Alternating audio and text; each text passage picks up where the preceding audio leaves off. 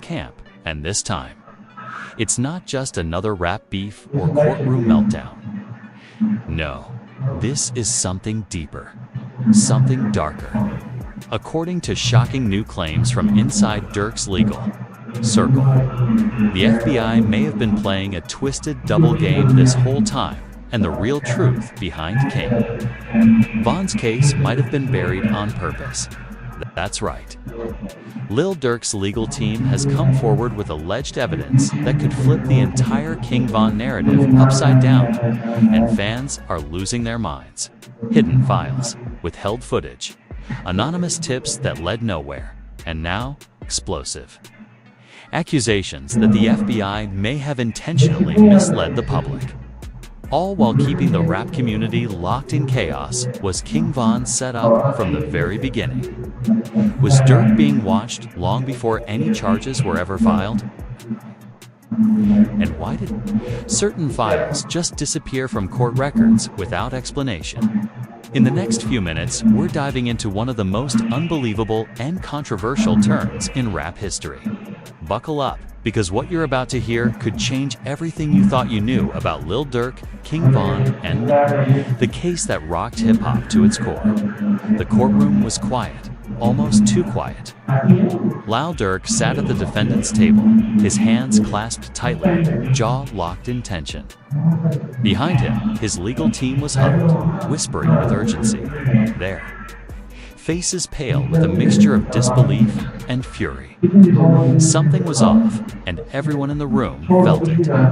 But no one expected what was about to happen. Just before the lunch recess, Durk's lead attorney, Malcolm Wright, stood up slowly, his eyes scanning the faces of the prosecution. "Your Honor," he said, voice steady but tense, "we have come into possession of highly disturbing information regarding the integrity of this investigation." The judge raised an eyebrow, clearly irritated by the interruption, but motioned for him to continue. What followed stunned everyone. Malcolm began to lay out a timeline that traced back to late 2019, months before King Von's death, showing that the FBI had already opened a surveillance operation on both Von and Durk. But it wasn't a standard case. According to the documents leaked to Durk's legal team just days before, there were signs of deliberate missteps and redactions in internal memos. Worse, critical evidence that could have cleared both rappers from past charges was never handed over to their defense. The courtroom gasped outside. Word spread fast. Fans flooded Twitter and Instagram, demanding answers. Hashtags like #FreeVonTruth and #FBI Exposed started trending within hours. The hip-hop community was stunned. How could the FBI hide evidence that could have changed the entire course of King Von's story? Meanwhile, back in court, the tension exploded. Prosecutors pushed back hard, accusing Durk's team of fabricating the claims.